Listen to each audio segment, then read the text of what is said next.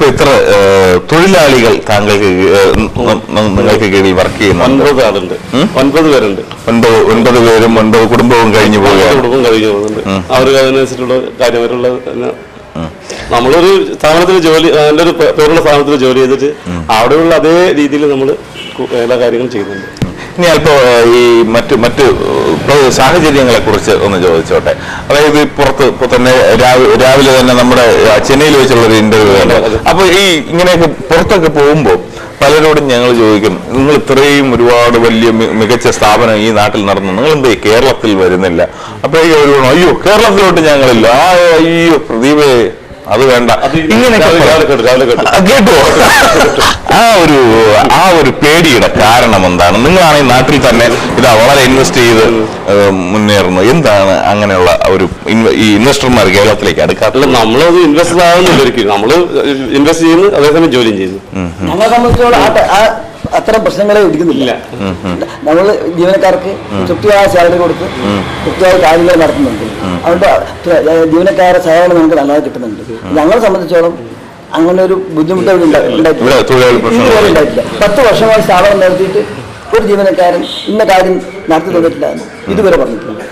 അതുപോലെ ഈ കണ്ണൂർ ജില്ലയെ കുറിച്ച് കേരളത്തിന് മറ്റുള്ള ജില്ലകളിൽ, കണ്ണൂർ ഒഴിച്ചുള്ള ജില്ലകളിലെല്ലാം വളരെ ഭീകരമായ ഒരു ജില്ലയായിട്ടാണ് അറിയപ്പെടുന്നത്. കണ്ണൂർ ജില്ലയെ കുറിച്ച് എന്താണ് പറയാനുള്ളത്? ഒരു ചെറിയ സ്ഥലങ്ങളേ ഉള്ളൂ അങ്ങനെയുള്ള. ഇവിടെ കണ്ണൂർ ഈ ടൗൺ ഏരിയയിലൊന്നുമില്ല, ചെറിയ ചുരുക്ക സ്ഥലങ്ങളേ ഉള്ളൂ. ഇന്നും ഏതോ ഒരു ഭാഗത്ത് ചെറിയൊരു ഹർത്താൽ ഉണ്ടെന്ന് തോന്നുന്നു. ഇവിടെയുണ്ട്.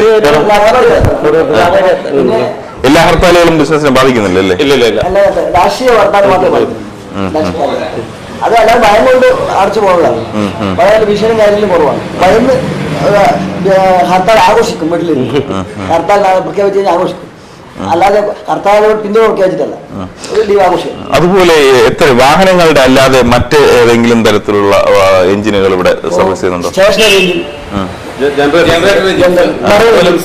മറൈൻ എന്ന് പറഞ്ഞാൽ ബോട്ടിന്റെ ഇവിടെ മറൈൻ എഞ്ചിൻ ഒരുപാട് വരാറുണ്ട്. പിന്നെ സിറ്റി, ആയിക്കര, പിന്നെ ഇവിടെ തലായി, തലശ്ശേരി, ഇപ്പം ചോമ്പാല്, അവിടെ നിന്നുള്ള ഹാർബർ നമുക്കറിയാം. പൊതുവെ വന്ന് നമുക്ക് വെല്ലുവിളിയായി തീരുന്ന എഞ്ചിനുകൾ ഏത് എഞ്ചിനാണ്? വാഹനങ്ങളുടെ ആണോ മറൈനാണോ? അതോ നമുക്ക് വെല്ലുവിളി പറയാൻ പറ്റില്ല. ഞങ്ങളിതില് എത്ര സർവീസ് ആവുന്നു, വെല്ലുവിളി അങ്ങനെ തോന്നാറില്ല. ഇനി ഒരു മറ്റു ഈ ഉപഭോക്താക്കൾക്ക് വേണ്ടിയിട്ടൊരു ചോദ്യമാണ്. ഈ എഞ്ചിൻ പണി എന്ന് പറയുന്നത് ഞാൻ തന്നെ കേട്ടിട്ടുണ്ട്. നമ്മൾ ഈ വാഹനമൊക്കെ വാങ്ങാനായിട്ട് പോകുമ്പോൾ ഇവിടെ നോക്കിയെടുത്തോണം, എഞ്ചിൻ പണി വന്നു കഴിഞ്ഞാൽ അതോടെ തീർന്നു എന്ന് പറഞ്ഞാൽ ഈ എഞ്ചിൻ പണി ഒരു ഭീമമായ തുക അല്ലെങ്കിൽ നമ്മുടെ ബാങ്ക് ബാലൻസിനെ വെട്ടിക്കുറയ്ക്കുമെന്ന് പറഞ്ഞിട്ടുണ്ട്. അതിനെ കുറിച്ച് എന്താണ്? അത് കസ്റ്റമേഴ്സിന്റെ ഒരു പേടിയാണ്. എഞ്ചിൻ പണിയെക്കാളും കൂടുതലായിട്ട് വണ്ടിക്ക് വേറെയും ബോഡി പണിയൊക്കെ വന്നാല് നമ്മൾ കമ്പാരിറ്റീവ്ലി ഈ ബോഡി പണിയേക്കാളും എളുപ്പമാണ് എഞ്ചിൻ പണി. അത് പരമ്പരാഗതമായിട്ടൊരു വിശ്വാസം വായ്പതാണ്. വണ്ടിക്ക് ഭയങ്കര പൈസ എന്നുള്ളത് ഒരു വിശ്വാസം വന്നു പോയതാണ്. പഴയ കാലത്ത് എഞ്ചിൻ ഡിസ്മെൽ ചെയ്താൽ എല്ലാ പാസും മാറ്റിയുള്ള കഷ്ടമായിരുന്നു. ഇപ്പൊ അതിന് ഉപയോഗിക്കാൻ പറ്റുന്ന ഉപയോഗിച്ചുകൊണ്ടാണ് ഞങ്ങൾ വർക്ക് ചെയ്തത്. അതുകൊണ്ട് ഞങ്ങളുടെ അടുത്ത് വർക്ക് ചെയ്താൽ വലിയ കോസ്റ്റാവുന്നില്ല. ഈ പുതുതായിട്ട് ഓരോ വാഹനങ്ങൾ വരുമ്പോ പലരും പേടിക്കുന്നത്, വർക്ക്ഷോപ്പുകാർ പലരും പേടിക്കുക, അല്ലെങ്കിൽ ഈ ഉപഭോക്താക്കൾ ചില വാഹനങ്ങൾ ഇത് പണിയാൻ ഇവിടെയുള്ളവർക്ക് അറിയാമോ എന്നൊക്കെ ഉള്ള സംശയങ്ങളുണ്ട്. അവർക്കുള്ള ഒരു ഉത്തരം എന്താണ്? പുതിയ ന്യൂ ജനറേഷൻ വാഹനങ്ങൾ, ജനറേഷൻ വെഹിക്കിൾസ് ഏതായാലും ഏത് എഞ്ചിനായാലും നമ്മൾ പണിത് കൊടുക്കും. അവർക്ക് സർവീസ് സെന്റർ ഉണ്ടായതുകൊണ്ട് ആ സർവീസ് സെന്ററിൽ തന്നെ ചെയ്യണമെന്ന് പറയുന്നതുകൊണ്ട് ഉപഭോക്താവിന്റെ ധാരണ സർവീസ് സെന്ററിൽ മാത്രമേ ഇത് ചെയ്യുള്ളൂ, ബാക്കി ആർക്കും അറിയില്ല. ഓട്ടോമൊബൈൽ ടെക്നോളജി എല്ലാം ചെയ്യുന്നല്ലേ, ചെയ്യുവാണല്ലോ. അപ്പൊ അങ്ങനെ വണ്ടിയുടെ മാനുഫാക്ചേഴ്സ് സർവീസിലേക്ക് വരണം നിർബന്ധം പിടിച്ച് അവരെ ഫാക്ടറികളും വർക്ക്ഷോപ്പുകളും ഇതുപോലത്തെ വർക്ക്ഷോപ്പുകളും ആരംഭിച്ചതുകൊണ്ട് വർക്ക് പുറത്ത് പോകാതിരിക്കാൻ വേണ്ടി പുറത്തേക്ക് വിടാതെ കച്ചവടം അവര് ഡീലർമാർ തന്നെ നടത്താൻ വേണ്ടിയിട്ട് അങ്ങനെ കാര്യങ്ങൾ ചെയ്യുന്നുണ്ട്. ഇത്തരം ഈ സ്പെയർ പാർട്സ് ഇങ്ങനെ പുറത്ത് കിട്ടാതെ വരുമ്പോൾ എങ്ങനെയാണ് അതിനെ പരിഹരിക്കുന്നത്? ഇപ്പൊ മാർക്കറ്റിൽ കിട്ടാത്ത പ്രശ്നം ഒതുക്കുന്നില്ല. ഇപ്പൊ ന്യൂ ജനറേഷൻ ഉണ്ട്, ബാംഗ്ലൂർ ആയാലും അത് കിട്ടുമോ? ബാംഗ്ലൂര്, മംഗലാപുരം ഇതിലുള്ള സോഴ്സ് നമ്മളുടെ ഡയറക്റ്റ് വരുത്തിയിട്ട് നമ്മൾ ചെയ്തത്. ഏറ്റവും ആദ്യത്തെ ഏറ്റവും ന്യൂ ജനറേഷൻ വെഹിക്കിളായ എ സ്റ്റാർ നമ്മളിവിടെ നമ്മള് ചെറിയ ഇൻഡസ്ട്രി നമ്മൾ മാത്രമേ എ സ്റ്റാറിന്റെ എഞ്ചിനൊക്കെ തൊട്ട് തുടങ്ങിയോ? അത് നിയമമാർ ഒഴിവാക്കിയിട്ട് നമ്മളെ കിട്ടാതെ നമ്മൾ മറ്റുള്ള വെഹിക്കിൾസിന്റെ ഓൾട്രേഷൻ ആക്കിയിട്ട് നമ്മളെ HR നമ്മളിവിടെ ചെയ്തിട്ടൊരു ഈ ഏറ്റവും കുറവ് ഇങ്ങോട്ട് എഞ്ചിൻ പണിക്ക് കയറുന്ന വാഹനങ്ങൾ ഏതെന്ന് പറയാൻ കഴിയും? അത് നമുക്ക് തൗക്കാവുന്ന സാധനം 12-10 കോളിസ് അല്ലേ? എഞ്ചിൻ ലൈഫ് കൂടുതലുള്ള വണ്ടിയാണ്. ടവേരയും എഞ്ചിനിലേക്ക് കൂടുതലാണോ? എഞ്ചിൻ ലൈഫ് കൂടിയ വണ്ടിയാണ്. ടവേരയെ കുറിച്ച് പൊതുവെ പുറത്ത് ഒരു ഈ മാർക്കറ്റിൽ ഒരു വലിയ അഭിപ്രായം അതുകൊണ്ടാണ് അത് കോസ്റ്റ്ലിയാണ്. അതാണ്. കാര്യങ്ങളൊക്കെ നല്ലത്. ഇനി നിങ്ങളുടെ വ്യക്തിപരമായ കാര്യങ്ങളിലേക്ക് വരാം. നിങ്ങളുടെ ഈ 4 പേരുടെയും അതായത് ഒരു പാർട്ട്ണർഷിപ്പിലാണ് പോകുന്നത്. നിങ്ങളുടെ ഈ ഒത്തൊരുമയുടെ പിന്നിലെ ഒരു വിജയം എന്താണ്?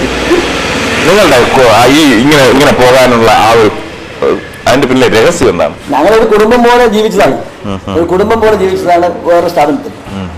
ഇപ്പൊ കുടുംബത്താഴങ്ങൾ ഞങ്ങൾ കൂടുതൽ സമയം ചെലവഴിക്കുന്നത് ഞങ്ങൾ ഒന്നിച്ച് സ്ഥാപനം ജോലി ചെയ്യുമ്പോഴാണ്. അപ്പോൾ ഞങ്ങൾക്ക് എന്തുകൊണ്ടും അറിയില്ല, ഞങ്ങൾ വീട്ടുകാരും അറിയില്ല, ഞങ്ങൾ പരസ്പര കാര്യങ്ങൾ ഞങ്ങൾ വീട്ടുകാർ അറിയുന്നുണ്ട് കാര്യങ്ങൾ. അത്ര വളരെ യോജിപ്പിലാണ് ഞങ്ങൾ പോകുന്നത്. ഇത്തരം ഈ പാർട്ട്ണർഷിപ്പ് കൊണ്ടുള്ള ഗുണങ്ങളെന്ന് പാർട്ട്ണർഷിപ്പിൽ ഗുണം സാധാരണ ഒരു മുതലാളിയായി കഴിഞ്ഞാൽ ആ മുതലാളി സ്ഥലത്തില്ലെങ്കിൽ അവിടെ മാനേജ് ചെയ്യാൻ വേറെ ആൾക്കാരുണ്ടാവില്ല. ഇത് ഒരു മുതലാളി സ്ഥലത്തില്ലെങ്കിൽ അടുത്ത മുതലാളി കാര്യം നടത്തും. അതുകൂടാതെ ഇപ്പൊ ജീവനക്കാർ കിട്ടാത്ത സാഹചര്യങ്ങളുണ്ട്.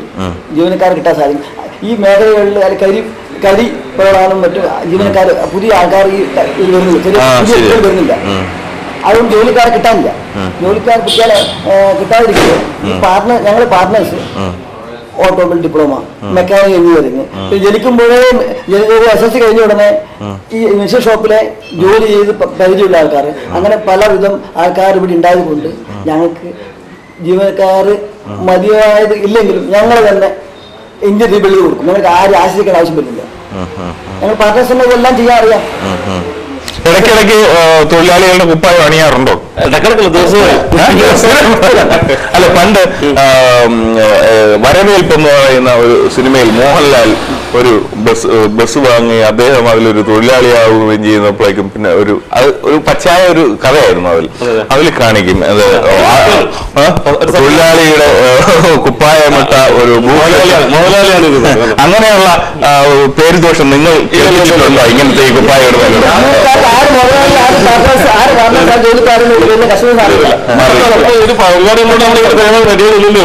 അല്ലെങ്കിൽ നമ്മളെ ആരാന്ന് അറിയില്ല. അത് ശരി.